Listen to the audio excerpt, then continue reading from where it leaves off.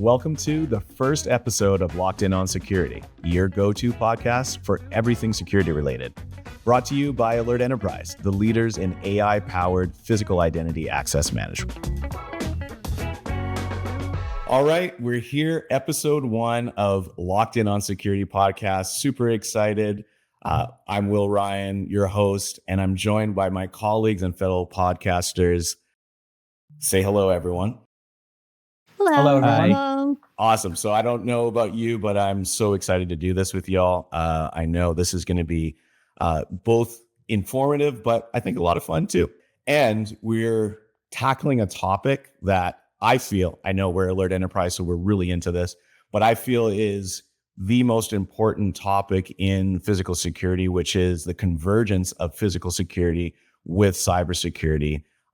So I think a good place to start is maybe let's define what it is. For example, I've been in the industry for 2 decades, and initially convergence was when cameras became IP cameras. All of a sudden analog went to IP, and now we have convergence. And so people thought that was what the definition of cyber and physical security convergence. I also saw, when we started realizing, we put these things on the network, we need to have hardening and cyber security on physical devices. That's what convergence is. So, there's been kind of this evolution. I think I'll kick it off with you, Yogesh. Can you talk to us a little bit from your point of view? Technically, what is cyber physical security convergence? And even maybe where did it come from? Where have you seen it evolve?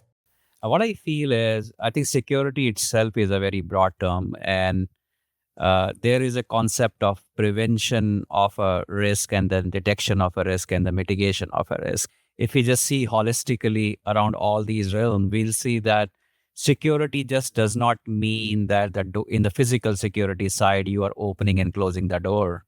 But what does it mean is what contributes towards opening the door, right? So you have so many systems in your landscape, which could be HR, human resource system. You may have Active Directory, you may have learnings, you may have clearances.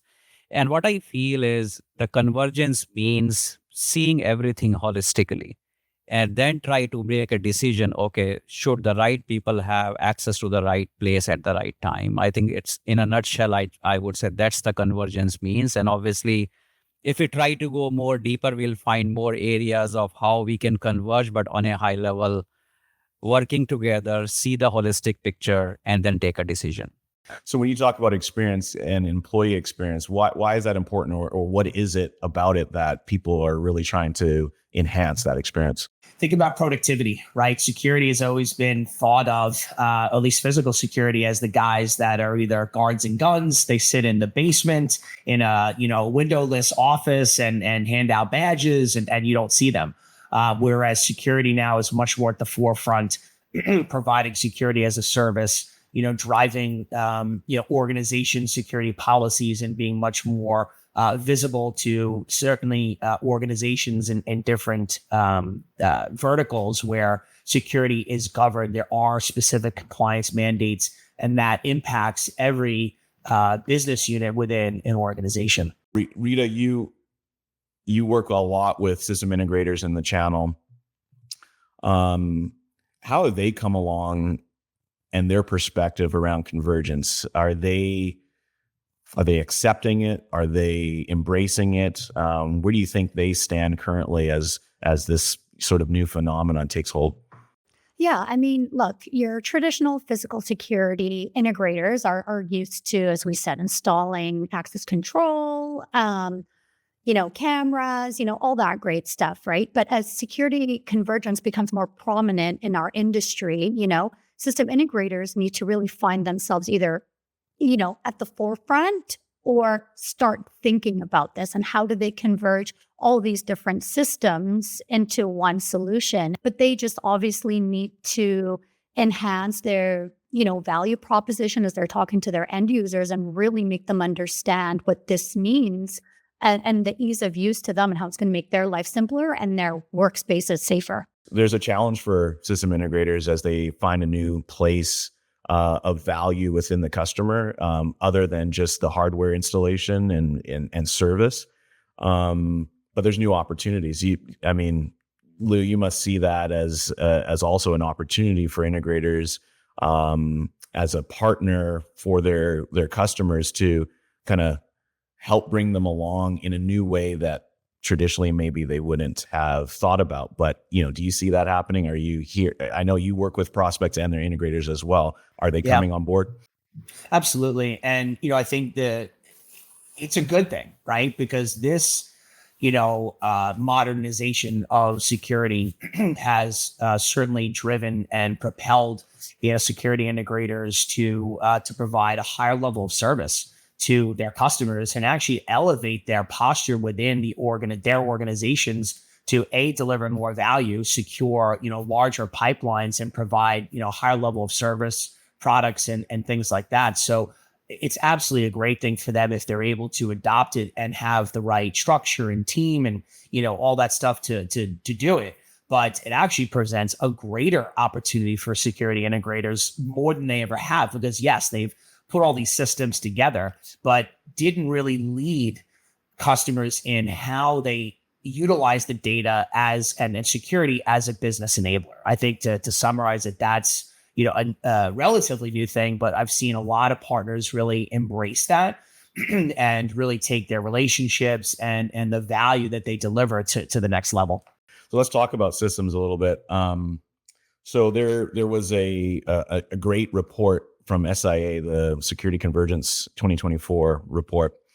It said in the report that the aging infrastructure of these systems don't necessarily play well with the sort of the new modern ways and systems that are a part of an enterprise.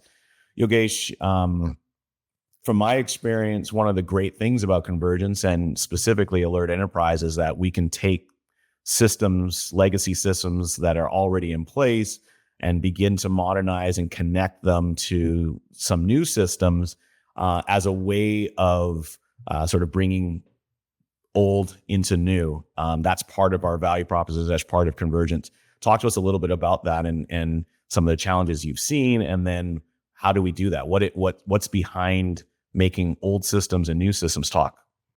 Yeah, that's a very good point there. And what I also feel is just integration does not mean that you achieve cyber physical convergence. So what we thought through when we started this company almost 15 years ago, and the challenge we saw in the market is you can expose API, you can expose databases to get the data or to push the data, but is there really a platform exist which understands security ground up, right? So the approach which Alert Enterprise took is they brought up a platform, and that platform has all the building blocks which can help achieve security, whether it's talking about giving the governance side or your audits, compliance, or incident response. So you need a platform which understands these aspects of security, and that's what we thought we have to bring that up. And then creating an integration point in such a way that every device become plug and play.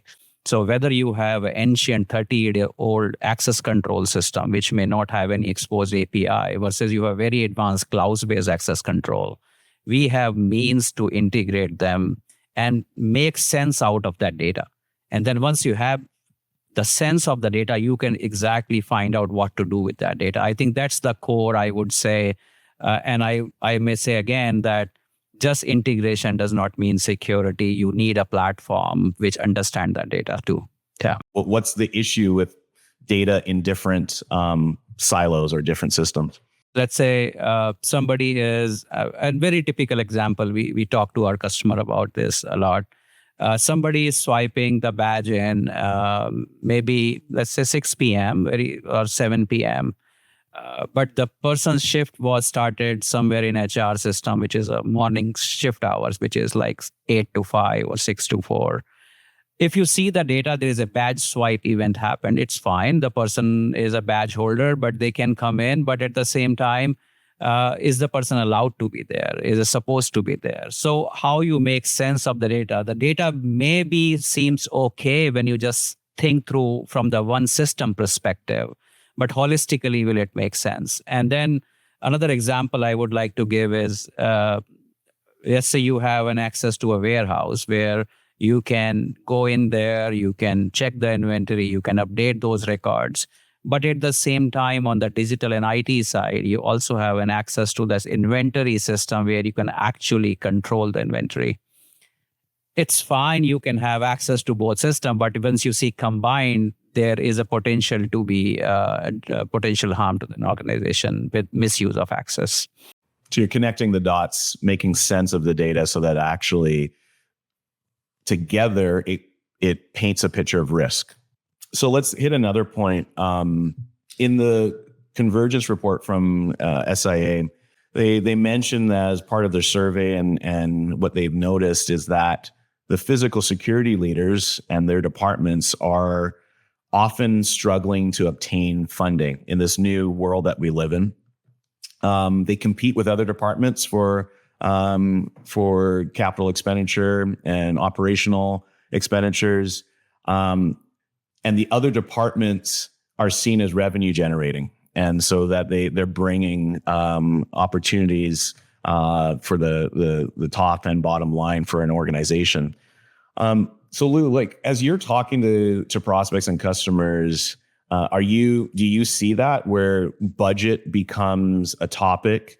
As you think about Convergence and how that could help, like how are you talking to them about the benefits of Convergence and where that helps them not only from a pure risk perspective, but also from a business alignment and be able to get the budget and the resource they need to do their job? I do agree with you that so budget allocation and the ability to execute projects is a challenge now more than ever. The key really becomes, ROI and what is the business benefit if we purchase this platform. So you have the crawl aspect, which is integrating systems and having streamlined, data, if you will, flow between various systems. The walk would be to eliminate risk, but also to avoid manual tasks that are sometimes error prone, difficult to do at scale, and impact at the end of the day, the employee experience and across, all constituents and all, employees at an organization. Bring it back to the word convergence. Once you converge these systems and have common operating platforms and systems talking to each other, it becomes, what do we do with that? What is that? What are we doing that for? To enable security as a service, but also to help with employees, for example, in the onboarding process or the orientation process. How do we make that a great experience for those employees so they have a good experience working for said company, or that we keep those employees happy because we make it easy for them to do their job and not worry about the minutia of getting a new badge, or if they lose it, or how they, request visitors and things like that. So, and the run aspect becomes, how do we make that data available for proactive threat detection? How do we help the organization be more efficient and effective when it comes to mitigating risk, managing facilities and people and assets, and having that easier, more compliant, and more and less error prone to managing our facilities and people. In the end, I think the IP and the IoT of things has forced this system collaboration, this departmental collaboration, but I think there's still barriers to that. Let's just kind of go into it a little bit in terms of, what would you say to someone listening right now, Yogesh, about staying with the traditional approach? I always see personally that IT security is at least a decade ahead of physical security. And there is no shame in saying that this is the reality is, right? And every company is going through a digital transformation right now. And what does that mean is, if your system is sitting inside a closet and you don't want to expose anything, you want to keep controlling it, you won't get budget to maintain it eventually, right? So what you have to do is become more vocal about your challenges, talk to your peers in an organization, And you may eventually find that you all living through the similar set of challenges, but you're not sharing that information to each other. So I would say you, as a security practitioner in any organization or maybe integrator world, accept the digital transformation, because that's the future is. So that, I think the first step is you have to be open, talk about it, and the things will come your way. Right. And I think, just to add on to that, when you take a platform approach, right, and your platform can address the initial problems of today, but provide a roadmap into the future for the customer to expand that platform, to do other things, to solve additional problems, to have a unified experience for additional functions. That's the key, right? That's how you overcome those initial budget challenges, because point solutions, they're either going to get approved or not. They do a certain thing, and are you in the budget or not? The decision becomes kind of easy, right? But when you have a platform approach and you have progressive thinking organization, that helps. But you're able to show the folks that are holding the purse strings that we're going to be able to make use of this platform to do additional things for our business and solve additional problems. That again brings back to the topic or the reality of security as a business enabler, which is something it never was before, but really contributes to the ability to show ROI, to justify ROI in the short term, but also for the long term. If we look at another study, in 2021, the Security Executive Council partnered with Kennesaw State University, and they explored the idea of convergence, and they did a pretty large research project. The data points was that the most common form of collaboration was separate, but with partnerships, followed by separate, and that was 45%, and then followed by separate without any kind of routine partnerships or ad hoc, that was 34%. And then only 19% of these organizations surveyed were actually merged in terms of their approach. However, one last note was that nearly all the respondents said they desired more convergence than they currently have. So there's a disconnect here. There is a knowledge and understanding and a desire to converge more, but the reality is most don't in some form.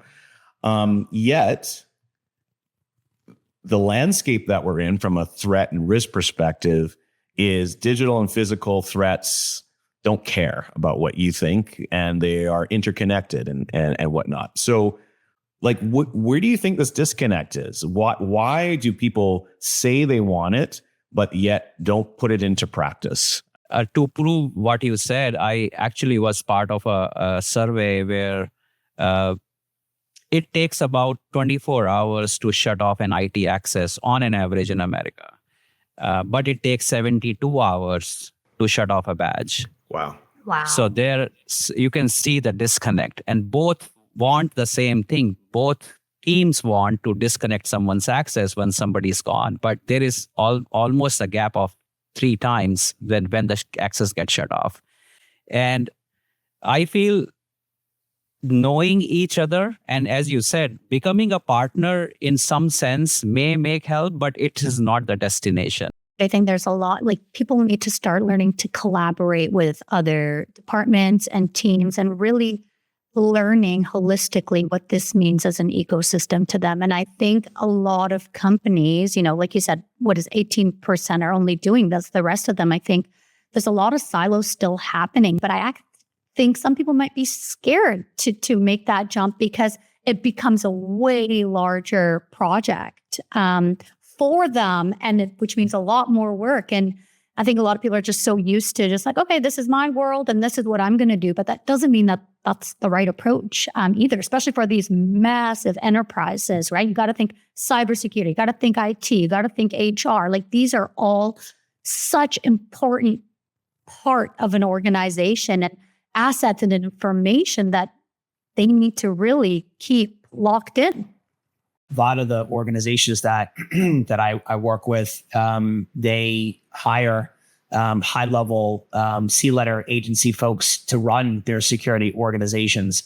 And I think that has really propelled the posture of organizations, the success that these organizations have at managing, their processes, their people and systems, not only to be more compliant, but to be more effective at mitigating risks and threats to an organization. So I think it's a great thing that we have these leaders and these, professionals in their, previous lives that have, provided a top-down approach to revolutionize security organizations and to be, much more effective at doing their jobs. And at the end of the day, what does that mean? That means that facilities are safer, and at the end of the day, people are safer, which is really what this is all about.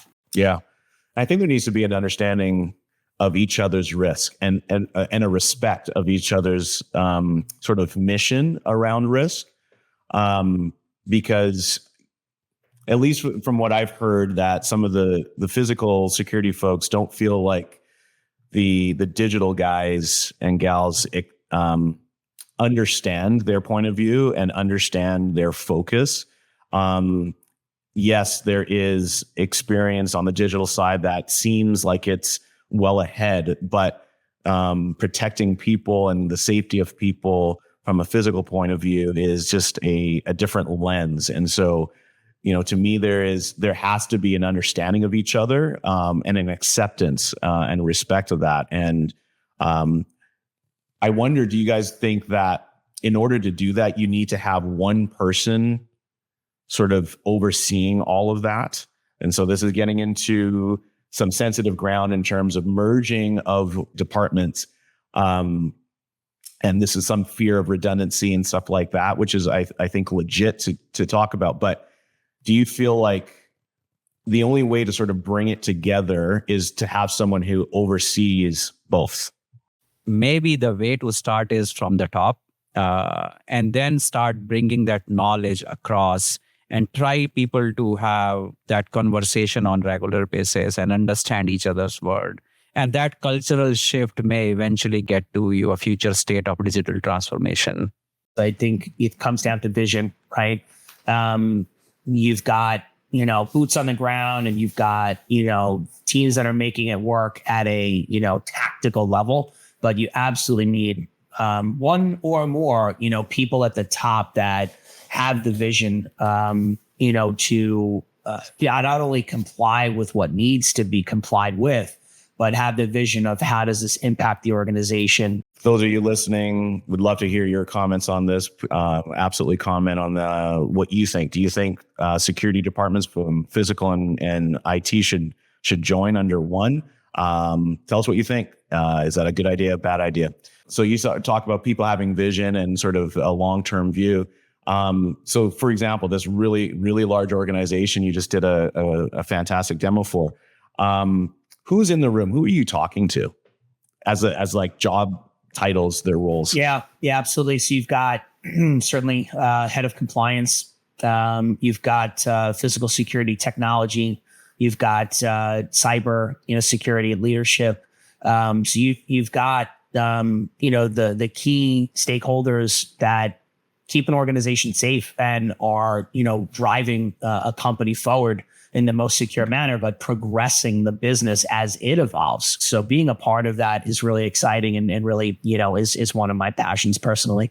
So let's transition a little bit. I want to get some real examples from you guys in terms of how people are using cyber physical security convergence in the real world and what's happening.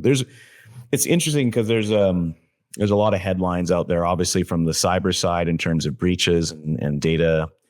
Give me some real world examples of how customers or prospects that we're working with are using our technology in a way that I guess demonstrates the power of cyber physical security convergence, and just in real ways, real use cases, real problems being solved by our technology.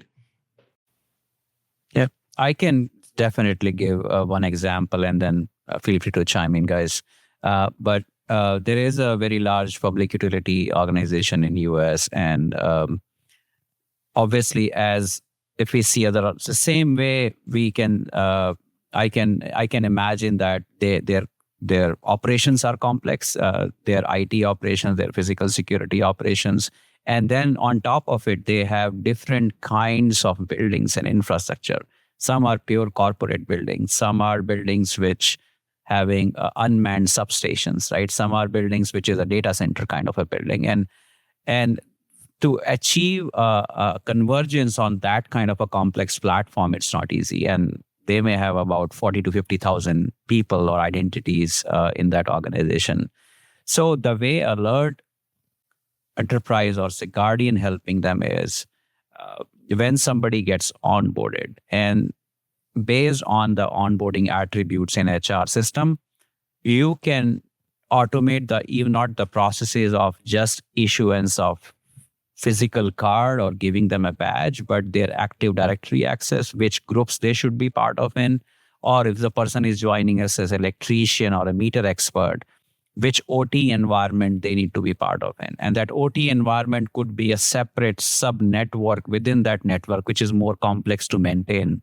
So having that kind of automation across IT physical definitely is saving customers time and money to onboard somebody, especially when these are contractors. These contractors may be coming for 6 months, for any year, and their time is valuable. Same way around audits, I see the lot of value they gain with our solution compared to in the past when they are running a separate cybersecurity audit, which is going for months or two. And then they're running a separate physical security audit, which is again going for a few months. If you have a central identity approach, you have all the data around identity, and you can perform one audit, and you can take out the maximum value of the time which your internal managers are spending or auditors are spending. We also provide a source of truth if customer don't have it. But the idea is there has to be one source of truth for that identity, and then everything should be revolve around that. Convergence beyond just integration, because I can hear a lot of people say, well, I already have integrations into PACS, or I already have integration into HR from this and that. But beyond integration, there's the data that we make sense of it from what I'm hearing you guys say. There's the automation of the processes and the workflow that Convergence provides. And then there's visibility from all the way down to an identity level of risk and behavior that can provide valuable information in terms of security posture and profile, which is powerful. So Reta, you've recently been in some really interesting meetings around like visitor management. That seems to also kind of like get people really excited about the things that I guess people have been really crying out for better visitor management experience. And so I've seen you have some really interesting discussions around that. Talk to us a little bit about that, because there's some massive brands, massive organizations that bringing in the same level of security, automation, convergence around the visitor is like a huge opportunity that's been poorly addressed in the industry up until now. Yeah, totally. It's funny. I was going to actually bring this up and ask you about that, because Yogesh and Lou talked about employees, right? But there's contractors, there's visitors, and I wouldn't be the mama bear that I am if I didn't bring up, healthcare facilities, children's hospitals, right? Where they're having 600,000 plus people coming in and out of their facility on an annual basis, right? What are they doing to secure those babies, those families, right? And what solutions do they need to put into place, such as visitor, to achieve their goals and ensure proactive enforcement of vital security and safety private policies? And so that is the visitor component. And we have many healthcare facilities using that today to really help manage and streamline that for them. All the FBI background checks, so those are all things we're doing. And in the healthcare perspective, it's huge for us. Willem, we're working on a case study for that. So I think you can elaborate a little more on that feature. But I think that's super critical, because you're not just protecting employees and your assets, you also have to manage all the contractors and visitors coming in and out of facilities. It comes down to identity. A visitor is another identity that must be managed and secured. And what you just described in the case study that we're working on is the security experience in a situation of a children's hospital is critical. Not to overuse that word, but it must be seamless. It must feel secure, but not lock the wrong people out. It must allow for the easy flow for the people that should be there, and then be able to put a pause on the people that shouldn't be there. And so experience, identity, knowing who and why they're there is key. And I think that's the theme. Well, I've literally boiled it down to one question. How do you define visitor? Who is a visitor? Who is a visitor? And it literally, the flower just starts blooming from there. So, and I will go off on a tangent, but I think that this really speaks to the maturity of the identity and access management as a space, because we used to make it complex. Well, Willem, because he's a business associate. Well, what about visiting employees? Yeah, we give them a badge. Why do you give them a visitor badge? Well, we don't have a way to add access to their existing badge. There's another door open right there. So, and the contractor piece that you mentioned, Reta, is huge because, and again, another AC after COVID phenomenon, for lack of a better term, right? BC and AC, right? So, organizations have a much larger contractor workforce, sometimes even larger than their FTEs. So what does that mean? That means, and often the processes that govern the onboarding and badging and access and terminations are different. Sometimes they're on a company by company basis. Oftentimes they're more stringent. Oftentimes they have more prerequisites, which brings right back to stuff we were talking about earlier. Well, how do you manage all that at scale? And whose responsibility is it to manage it? Is it on the contractor sponsor? So this is a world of challenges, sometimes even more of a headache to organizations that is managing employees, but sometimes even more important to figure out. So I just want to touch on that because I think, it's massively important, and the convergence, the streamlining, the simplification, the single pane of glass to do those things that connect all those systems and processes and people can sometimes even have a more immediate impact and a larger impact to organizations. Let us know in the comments, is visitor management a huge thing for you right now? Are you thinking about it? Have you deployed something? Let us know. Contractors as well. As contractor, a component, an identity, a group of people that needs addressing. Love to hear your thoughts on that. I'd also like to hear a little bit of just your call to action for people listening, depending who they are. What may be the right next step. Obviously, we want to keep the conversation going. Comment in this video or wherever you're listening to the podcast. Let's get some final thoughts, closing thoughts, and some call to action. So Reta, just maybe for you, we have some really cool things coming up, and share your final thoughts. Yeah, come learn more. Come learn more at Global Security Exchange, happening in Orlando. Today is August 16th. So if you're listening to this before JSX, come by our booth, 1709. We'll be there showcasing all our latest solutions and technologies. So we'd love to see you there. If you're watching this or listening to this after GSX, go to our website, contact us to learn more, and we'll be more than happy to help. Yeah, I would say just make buddy in the next room. If you are sitting in SOC, go to the knock, make some buddies. Talk with them, maybe share a beer and exchange your pain, and then that may drive few things for you. So that should be the good first point. Yeah, I would say embrace the technology and don't look at it as a path towards headcount reduction. Look at it for what it is and how we deliver it, which is as an enabler and an enricher of your data to help reduce the manual stuff that you potentially have been stuck in for quite some time, to get the more mundane and administrative tasks out of the way, and focus on what you do best, which is being a security practitioner, which is looking, out for and being much more proactive from a threat analysis and mitigation perspective. So let the technology, do what it needs to do and connect the dots, streamline those manual tasks. You are already aware that your teams are overloaded with those tasks already. You want them to do more and higher level stuff.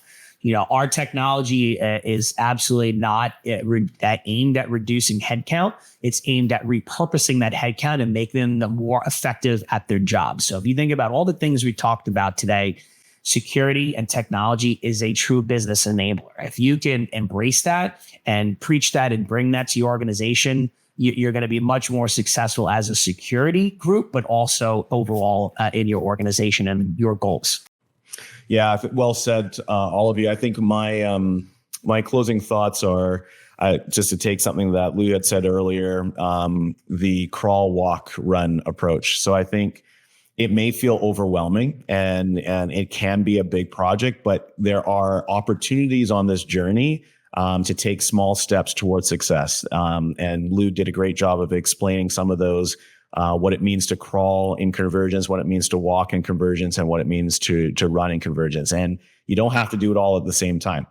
There are absolutely a roadmap, and we can help with that. We can help with taking those steps, those proper steps in sequence or in parallel and serial to get you to the outcome that you're looking for. Thank you for joining us. We look forward to speaking with you at GSX or other events or online. Contact us at our website, alertenterprise.com, and stay locked in.